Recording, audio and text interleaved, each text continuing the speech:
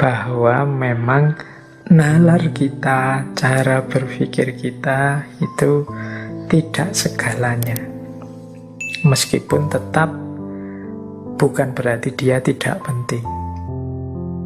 Terhadap akal dan nalar kita harus punya kesadaran ganda. Yang pertama adalah kesadaran tentang pentingnya akal, pentingnya nalar, dan yang kedua adalah kesadaran bahwa nalar itu punya batasnya sendiri.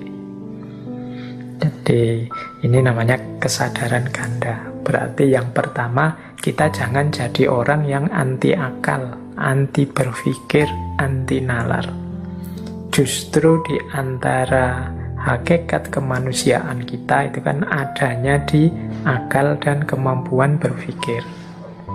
Maka kelompok-kelompok kalau ada loh ya, yang anti dengan nalar, anti dengan akal, ini dalam buku itu disebut ya kelompok yang keliru dalam memahami peran dan fungsinya nalar. Bahkan orang yang tidak mau pakai nalar pun sebenarnya mungkin dia punya argumen-argumen rasional tertentu terhadap pendiriannya.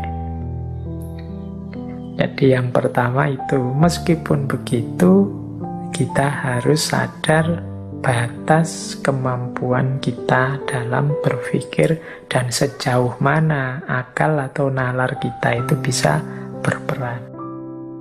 Kata Donald Bickel nih, nalar itu adalah produk biologis, sekedar sarana yang menurut kodratnya terbatas. Nalar meningkatkan mutu cara kita melakukan sesuatu, tetapi nalar tidak mengubah aspek bagaimana kita melakukannya. Nalar telah melahirkan pengetahuan yang membuat kita keliling dunia kurang dari 2 hari. Namun maksud dan alasan perjalanan keliling dunia itu mungkin sama dengan leluhur kita dulu. Mungkin karena perang, karena berniaga, penaklukan, penyebaran agama, dan lain-lain. Di bagian ini dia menjelaskan bahwa nalar itu hakikatnya hanya alat, hanya sarana yang punya keterbatasannya sendiri. Dia canggih luar biasa dalam hal bagaimana kita mengelola hidup, menyikapi hidup, namun pada aspek bagaimana kita mengorientasikan hidup, tujuan hidup, maksudnya, dan lain sebagainya, ini akal biasanya posisinya kalah oleh unsur-unsur jiwa yang lain. Mungkin hasrat kita, mungkin naluri kita, mungkin selera kita, dan lain sebagainya. Jadi nalar itu menyumbang dalam hal bagaimana, mudahnya begitu, tetapi dia tidak bisa masuk ke ranah yang lebih penting, yaitu ranah mengapa. Nalar itu bikin pesawat, caranya bagaimana bisa dia, bagaimana cara menghancurkan, bikin senjata nuklir, cara mengolah nuklir seperti apa dia bisa. Tapi kemudian pesawat ini dipakai untuk apa? Nuklir itu digunakan untuk apa? Itu biasanya yang lebih berperan bukan nalar, tapi mungkin naluri, mungkin nurani, dan lain sebagainya. Mungkin kepentingan-kepentingan egois, dan lain sebagainya. Jadi nalar adalah alat yang sangat canggih untuk menerjemahkan keinginan, keputusan, kemauan kita. Tapi isi dari keinginan, keputusan, kemauan kita itu banyak didorong oleh naluri kita untuk mempertahankan diri, kebutuhan-kebutuhan emosi, atau sikap-sikap budaya tertentu. Jadi kedudukan nalar itu dia lebih pada alat atau sarana, tergantung kita memakainya untuk apa. Nah, untuk apanya ini biasanya yang lebih kuasa itu bagian jiwa kita yang lain.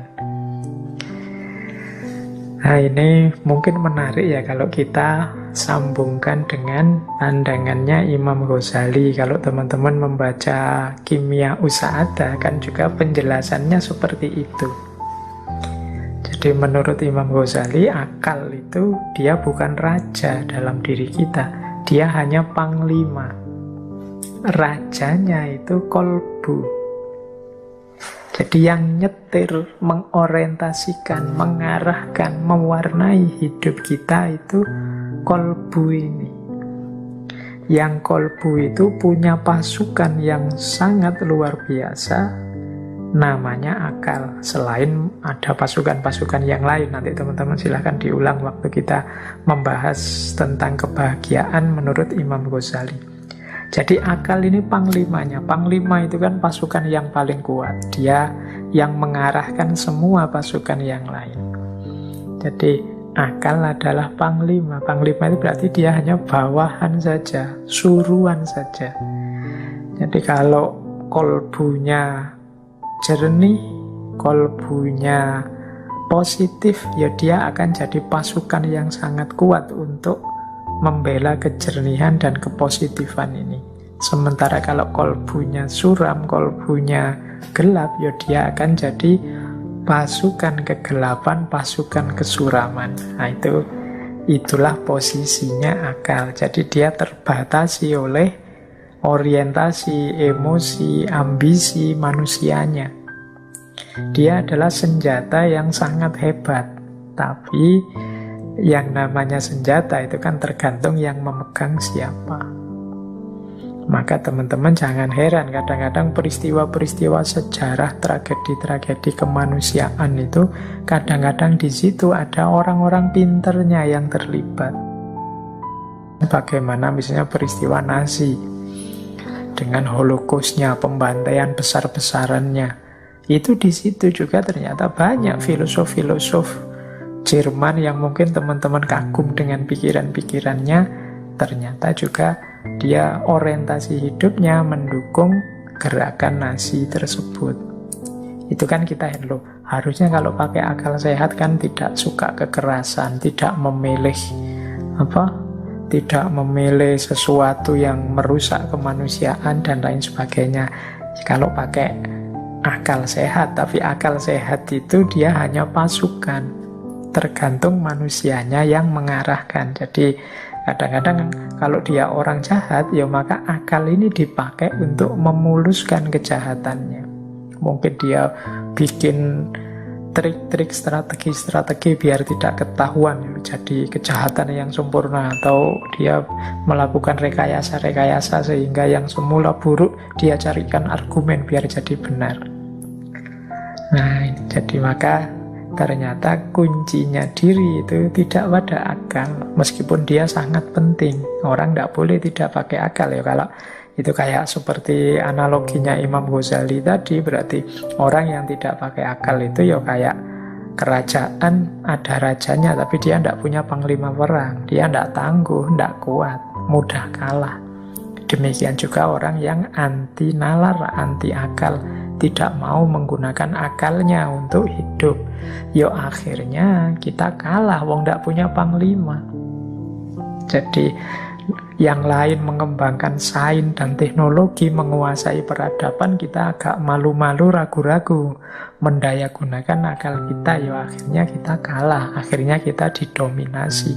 Mungkin juga dijajah secara tidak sadar oleh mereka yang lebih duluan mengembangkan peradabannya dengan akal budi, meskipun akal itu hanya panglima. Jadi orientasi ganda tadi maksudnya akal itu penting, dia sangat canggih, dia pasukan kekuatan yang sangat luar biasa, tapi dia hanya panglima, bukan rajanya. Yang memutuskan orientasi hidup kemana, arah hidup ini kemana, tidak hanya akal saja. Makanya dulu ketika kita belajar tentang kritiknya Syed Hussein Nasr pada peradaban modern, kekeliruannya modernisme adalah melihat satu-satunya alat intelijensi manusia itu adalah akal. Melupakan ada banyak perangkat intelijensi manusia yang lain selain akal. Ada naluri, ada nurani, ada intuisi, ada ambisi, ada hasrat, ada selera. Ini semua berpengaruh dalam pengambilan keputusan manusia, tidak hanya akal. Jadi yang pertama, kalau ada yang tanya, batas nalar itu di mana? Ya, setidaknya akal atau nalar itu dia berposisi sebagai sarana atau alat saja, meskipun sangat penting. Dia tidak menguasai orientasi, tidak menguasai kemudi atau kendali, meskipun mungkin bisa memberikan pertimbangan-pertimbangan. Pengambil keputusannya tetap rajanya. Kalau pakai Imam Ghazali tadi berarti kolbunya atau bagian jiwa yang lain, yang itu mungkin nalurinya, mungkin nuraninya, mungkin intuisinya, dan lain sebagainya. Jadi ini pemahaman pertama kita untuk membawa pada kesadaran bahwa nalar kita itu terbatas.